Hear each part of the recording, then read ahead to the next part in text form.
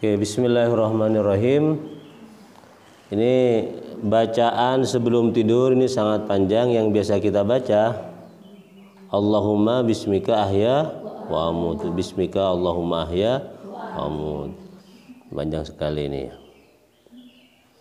Wal ya'khuduka an-naum, dan mengambil kepadamu an-naum tidur, wa anta ala dzikrillahi, dan engkau dalam keadaan berzikir kepada Allah, wa ala taharati, dan dalam keadaan suci.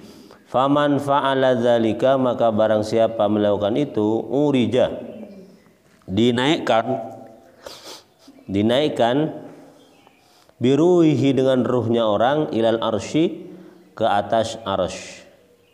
Wa kutiba musallian, dan dicatat musallian dalam keadaan salat, ila ayastayqadha, sampai terbangun. Nih.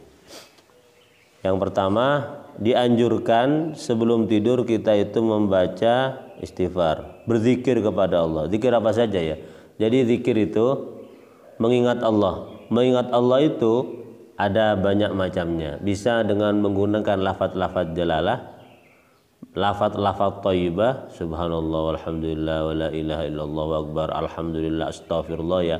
Atau dengan membaca kisah-kisah tokoh dalam agama Islam. Misalnya membaca sejarah Nabi Muhammad, itu termasuk zikir. Atau mengingat tentang kekuasaan Allah di alam bumi ini. Rabbana ma khalaqta hadza batila. Jadi kamu mikir tentang kekuasaan Allah di muka bumi ini, termasuk zikir juga. Jadi zikir itu segala sesuatu yang membuat kita itu ingat kepada Allah, ingat kepada kekuasaan Allah Subhanahu wa taala. Jadi tidak hanya berbentuk subhanallah, astagfirullah, dan ucapan-ucapan baik yang lainnya. Berpikir tentang kekuasaan Allah, tentang alam raya ini yang membuat diri kita merasa lemah, itu termasuk zikir juga. Itu ya. Wa alat taharati, dan dalam keadaan suci. Faman fa'ala dzalika, barang siapa yang kemudian tertidur sementara dia sebelum tidur sudah dalam keadaan suci dan membaca zikir atau berzikir, maka pertama, ini salah satu kenikmatan yang tidak dimiliki oleh orang yang tidak punya wudu ya, yang tidak suci. Urido biruhihi, maka ruhnya itu kan dicabut oleh Allah. Kubido kan ya, dipegang oleh Allah kan. Maka oleh Allah kemudian ruhnya itu dimi'rajkan ke arsy. Arsy itu adalah singgasana Allah. Artinya dimi'rajkan ke tempat yang mulia, gitu ya. Nah, di sini dari dalam syarahnya ini, Maraqil Ubudiyah, maka ketika di dalam mimpi itu kamu bertemu dengan hal-hal yang mengagumkan, misalnya bertemu dengan para nabi, bertemu dengan sahabat nabi, bertemu dengan hal-hal yang luar biasa, itu ru'yatun shadiqatun, itu adalah pandangan yang benar. Kan banyak mimpi yang salah ya.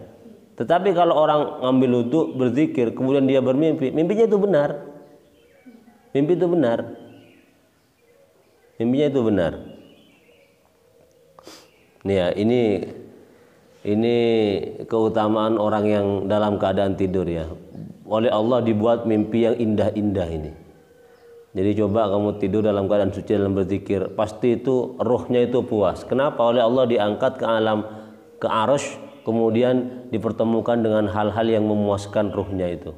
Kubusnya itu luar biasa. Bangunnya kita itu segar. Kenapa? Ruh kita itu oleh Allah diberi nutrisi dengan pengalaman-pengalaman rohani yang mantap. Tuh.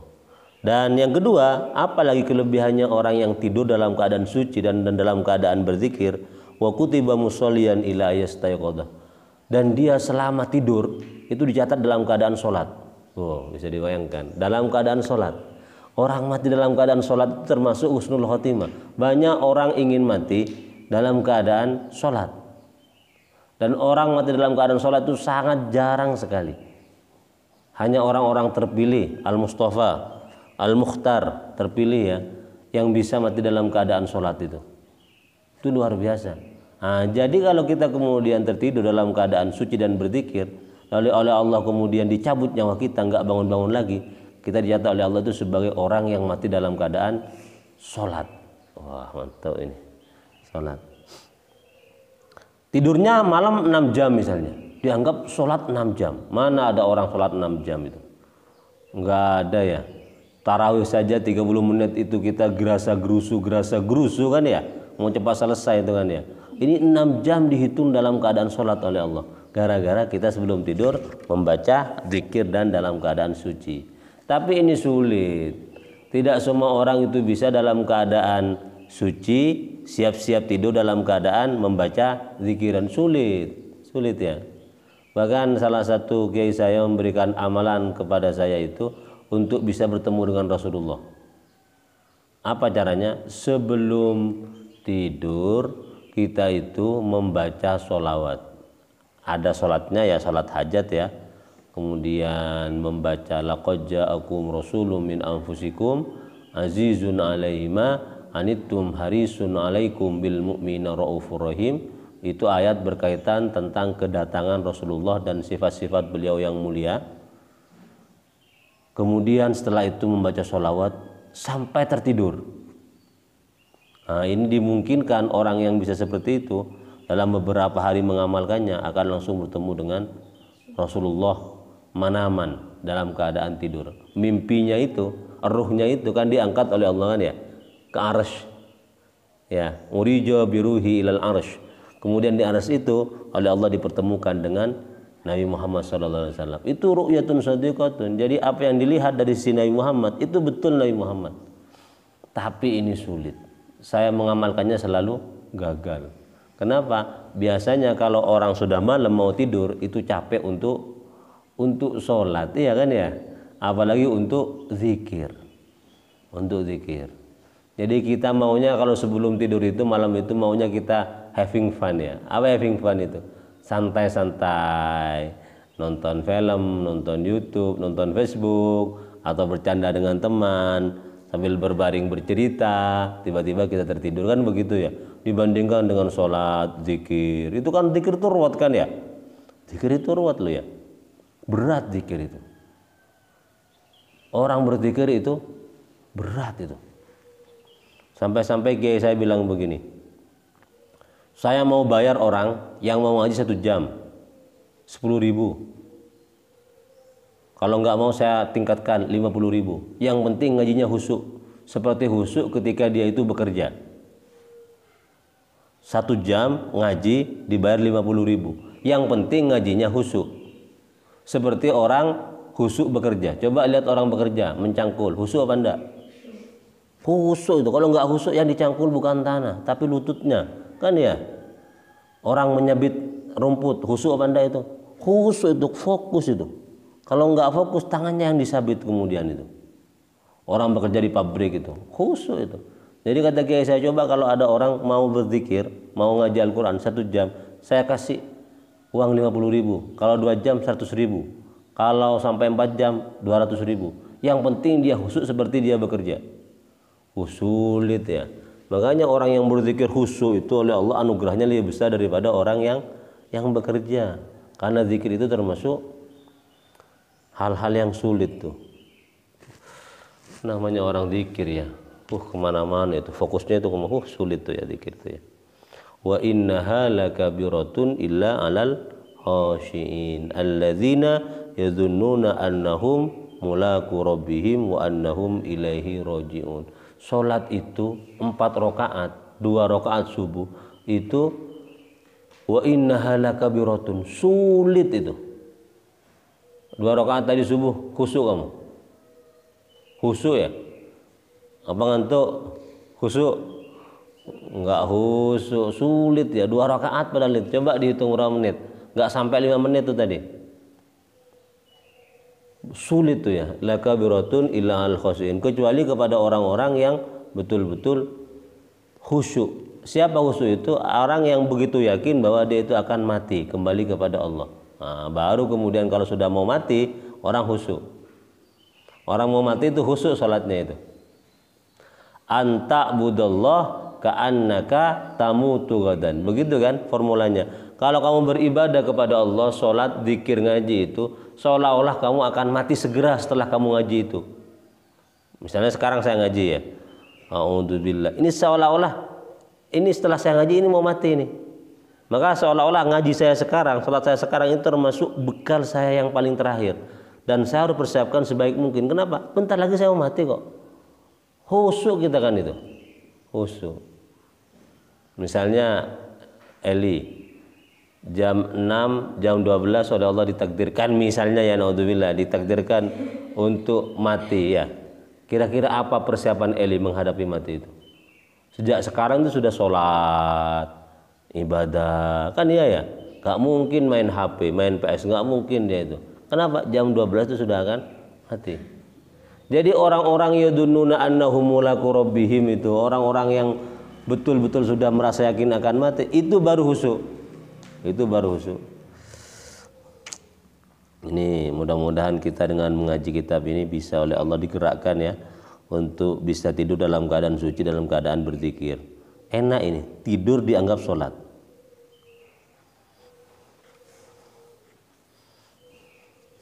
Wali kamu ya. Sekali kamu bertemu dengan Nabi Muhammad, kamu menjadi orang yang suci.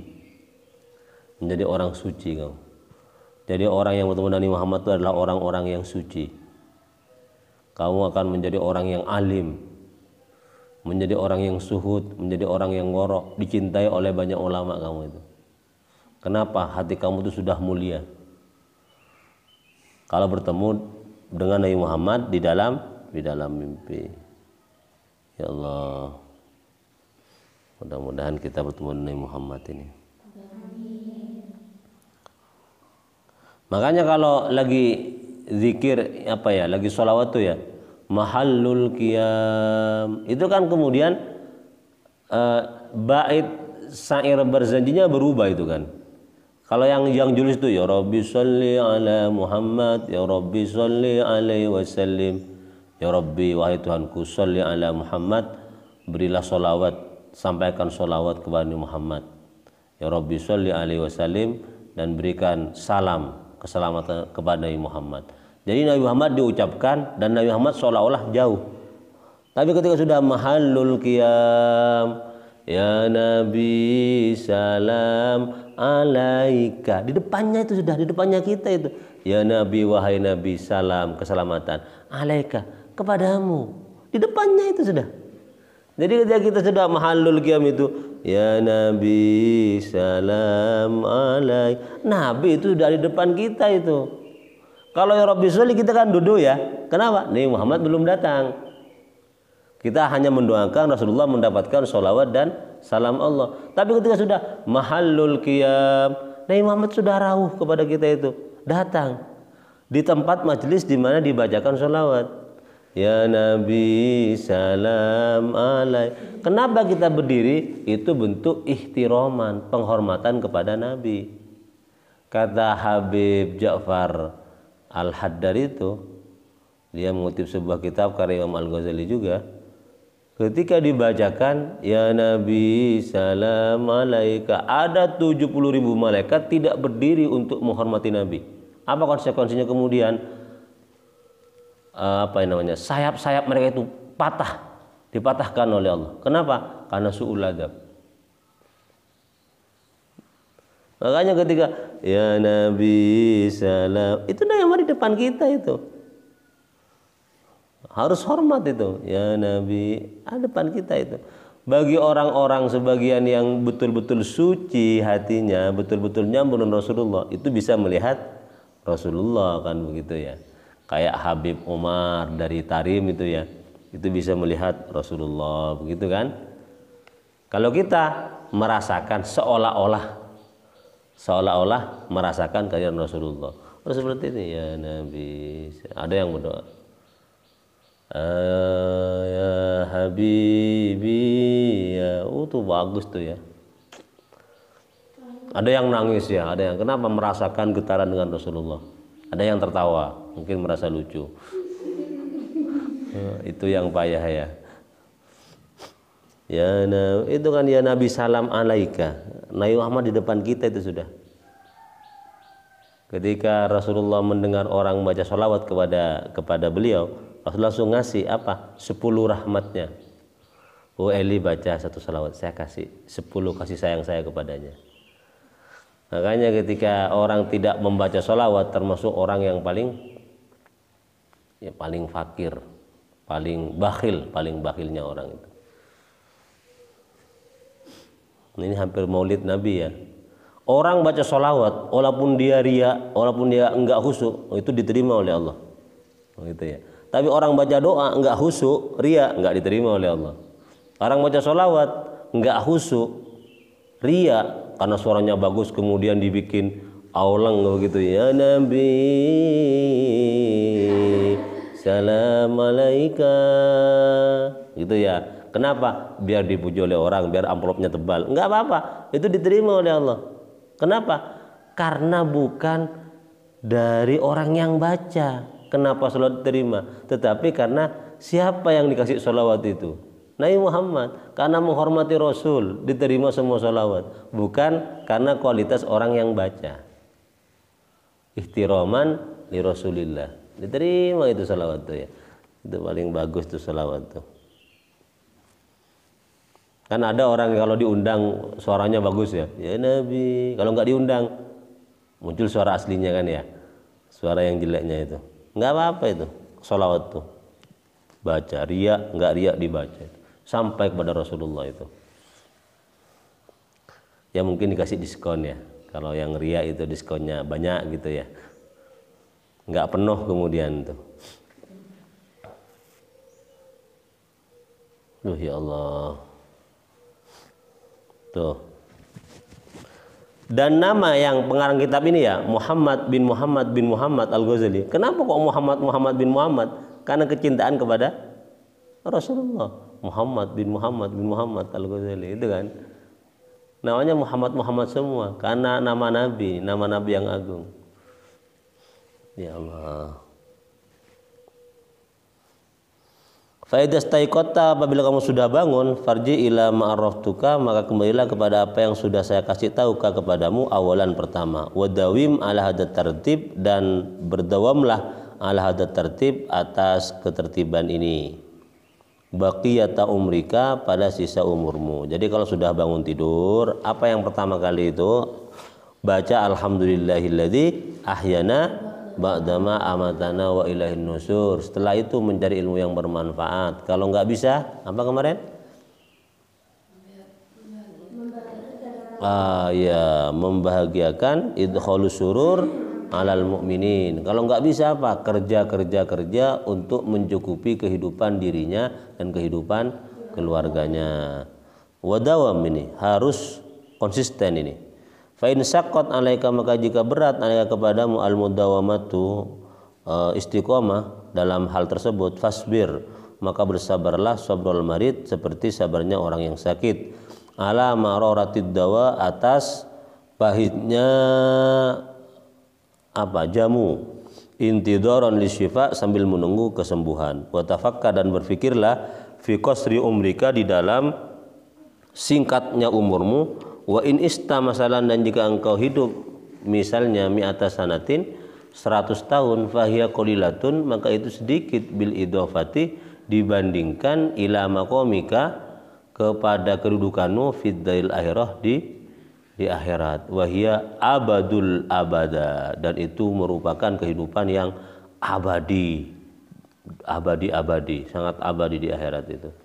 Kita hidup berapa itu? 60 tahun, 70 tahun. Tapi di akhirat bisa jutaan tahun. Kita hidup di perut ibu berapa? 9 tahun. 9 bulan. Ada yang 9 tahun ya. Kalau 9 tahun tuh keluar langsung kumisan, langsung jenggotan ya. 9 bulan ya. 9 bulan. 9 tahun. 9 bulan. Misalnya kalau PHL, apa namanya ya? Bahasanya bidan tuh ya. Misalnya ibu akan lahir ini ya, perkiraan kelahiran tuh ya, PHL ya. Bulan Oktober tanggal 6, tanggal 7 misalnya ya. 2022 ya. Misalnya begitu. Lah di tanggal 6 enggak lahir, itu nunggu setengah bulan enggak lahir, baru kemudian ada tindakan operasi.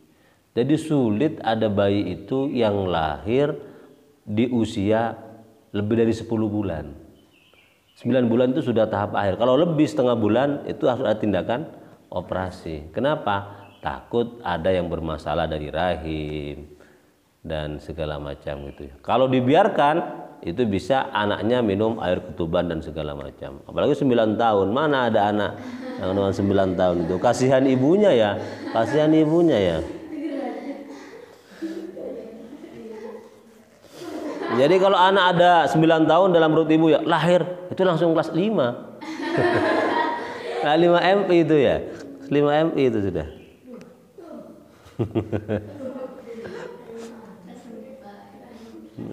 Kelas 5 itu sudah. Jadi kalau kita merasa sulit ya melakukan kebaikan setelah bangun tidur ya, dari cari ilmu yang bermanfaat, membahagiakan orang mukmin atau bekerja mencari rizki yang halal, ini ingatlah bahwa umur kita itu sangat sedikit ya, sangat sedikit tuh 100 tahun itu sangat sedikit sekali dibandingkan nanti di akhirat. Jadi ad-dunya mazra'ul akhirah, dunia ini adalah ladang untuk kehidupan akhirat. Jadi kita menanam, nanti ketika di akhirat kita tinggal menuai, panen. Jadi kalau kita sekarang di dunia itu menanam satu kejelekan, di akhirat kita akan menuai beragam kejelekan. Sama dengan jagung, jagung ditanam satu, berapa yang tumbuh? Berapa biji yang tumbuh? Ratusan. Sama dengan satu kejelekan yang kita tanam, nanti itu munculnya itu ratusan ribuan kejelekan, ratusan ribuan siksa. Satu kebagusan kita tanam, nah nanti kita bisa akan menuai beragam kebagusan, beragam kebaikan, ya. Kebaikan, kebagusan, kebaikan itu ditanam satu, tumbuh itu beragam nanti. Misalnya ngaji, likulli harfin asru hasanat, kata Rasulullah.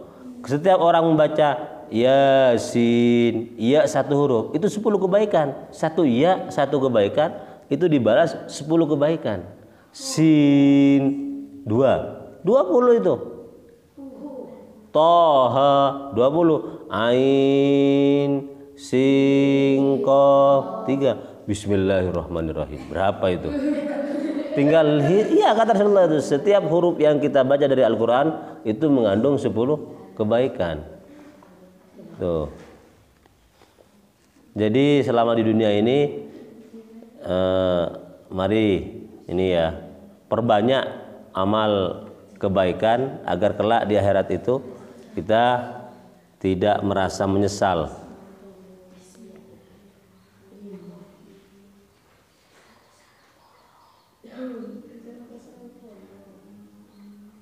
Berapa? 190 kebaikan ya. Baca bismillah. Kalau alhamdulillahirabbil alamin arrahmanirrahim itu berapa itu? Banyak kebaikan itu. Salat tuh baca Fatihah, baca sholawat, aduh berapa kebaikan itu. Ya sama juga dengan kejelekan ya. Memfitnah orang, itu berapa kejelekan itu. Makanya hati-hati. Terakhir, banyak kebaikan dan kejelekan yang kita lakukan kemudian bergerak liar. Nih ya. Banyak kebaikan dan kejelekan yang kita lakukan itu kemudian bergerak liar sehingga menyebabkan beragam dampak-dampak yang tidak kita perkirakan sebelumnya. Bima taqaddamat wa akhar, gitu ya dalam Al-Qur'an itu ya. Jadi orang itu merasa kemudian terkejut ketika melihat amal perbuatan baiknya dan perbuatan buruknya itu melebihi daripada persangkaannya. Kenapa? Karena satu kejelekan dan satu kebaikan yang dia lakukan bergerak liar. Artinya bergerak liar apa? Bergerak di luar kendalinya. Di luar kendalinya. Ada satu ucapan singkat, tapi itu kemudian menciptakan malapetaka. Misalnya begini, dalam kisah Siti Aisyah itu suatu saat tertinggal dari rombongan. Ketika Siti Aisyah kembali ke rombongannya, ternyata kafilah itu sudah berlalu. Kalau dulu wanita di Arab itu kalau berjalan baik dengan kafilah itu menggunakan sedekup ya. Jadi unta di atasnya itu ada kamar kecil gitu ya. Nah, Siti Aisyah waktu itu ada hajat turun dari unta ketika kafilah lagi berhenti. Jadi kafilah nggak tahu kalau Siti Aisyah sedang turun dari untanya. Maka ketika sudah jam berangkat, ya berangkat mereka itu. Ternyata ketika Siti Aisyah kembali ke tempat kafilah itu, apa yang terjadi? Kafilahnya sudah nggak ada, jauh sudah. Jadi Siti Aisyah kemudian berjalan. Lalu tiba-tiba datang seorang laki-laki bawa kuda, nih ya, bawa kuda. Terus karena adalah istri Rasulullah, Ummul Mukminin, sahabat itu kemudian menaikkan Siti Aisyah ke kuda itu dan kuda itu dia tuntun. Tanda penghormatan kan, dituntun. Karena itu adalah wanita mulia. Lalu muncul perkataan-perkataan tidak sedap dari orang bahwa Siti Aisyah melakukan selingkuh, ya. Menyebar di Madinah. Akhirnya apa yang terjadi? Selama sebulan Rasulullah dengan Siti Aisyah berpisah. Siti Aisyah pulang ke rumah ayahnya Abu Bakar. Sampai turun ayat Al-Quran yang mengatakan Siti Aisyah tidak melakukan apa-apa. Dia wanita suci. Baru Rasulullah kemudian menerima Siti Aisyah lagi. Ini dari satu ucapan saja Siti Aisyah selingkuh. Itu geger Madinah ya. Rasulullah sedih. Para sahabat banyak yang marah, banyak yang kecewa. Sampai Allah turun tangan sendiri. Siti Aisyah pulang ke rumah ayahnya karena sudah nggak kuat mendengar beragam kecaman ya, dan melihat Rasulullah sudah tidak respect lagi kepadanya. Makanya hati-hati kalau ada orang berduaan, komentarnya jangan negatif. Kalau kemudian disebar, apalagi sekarang musim viral ya, itu dosanya itu sudah liar. Kamu itu liar dosa. Satu ucapan kecil, dia berselingkuh, saya melihatnya dengan laki-laki tadi malam di Gunung Angin. Kemudian menyebar. Oh, itu sudah liar. Satu dosa kamu yang kamu tanam menjadi gunung kamu itu. Tunggu siksanya nanti di akhirat itu. Sama dengan laki-laki, seorang perempuan yang ayahnya bunuh diri. Ini kisah nyata, bunuh diri. Ayahnya bunuh diri gara-gara anak perempuannya itu diyakini oleh satu kampung itu adalah kupu-kupu malam. Tahu kupu-kupu malam ya? Nggak tahu kupu-kupu malam? Sepia? Nggak tahu sepia ya?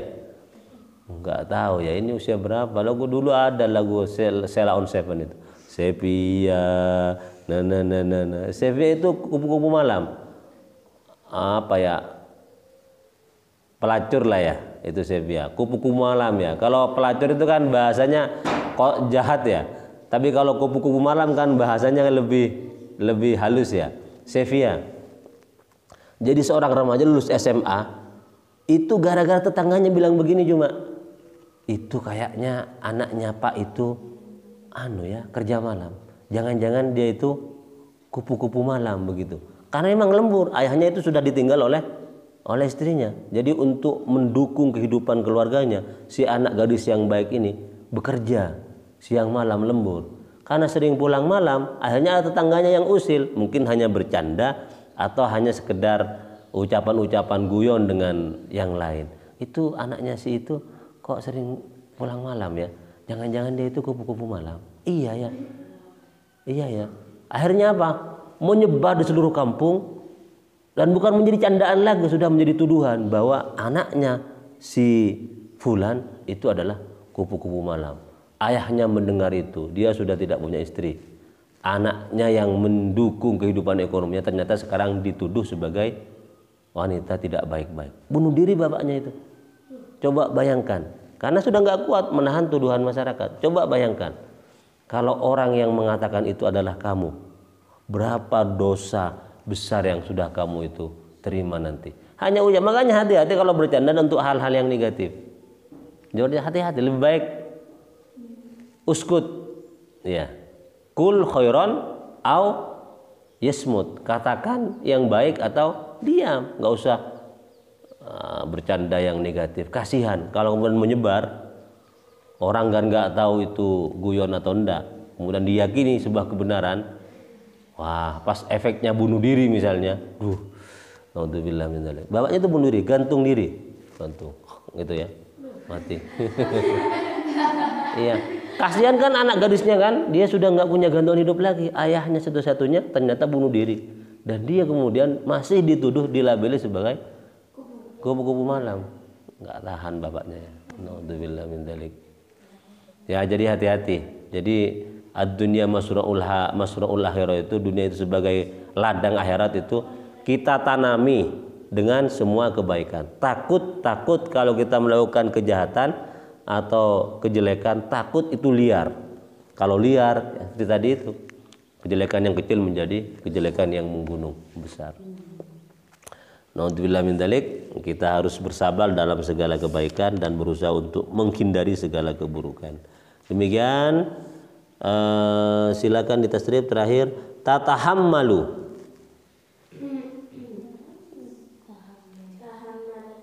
Ya, silakan.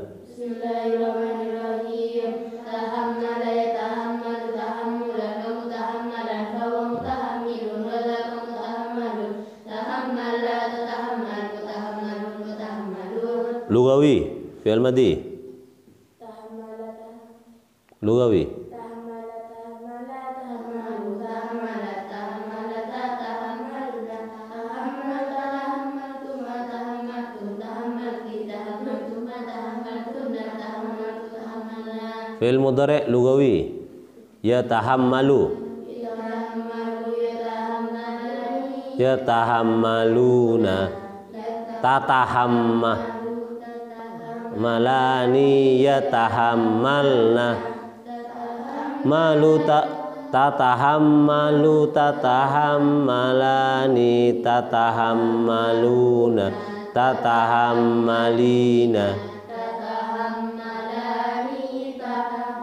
malna ahammalu. Ya, sudah. Silakan dibaca doanya. Bismillahirrahmanirrahim. Allahumma arinal haqqa warzuqna ittiba'ahu wa arinal batila warzuqna ijtinaba. Raditu billahi rabban wa bil islami dinan wa bi Muhammadin sallallahu alaihi wasallam nabiyyan wa rasulan. Allahumma wa bihamdika asyhadu an la ilaha illa anta astaghfiruka wa atubu ilaik. Assalamualaikum warahmatullahi wabarakatuh.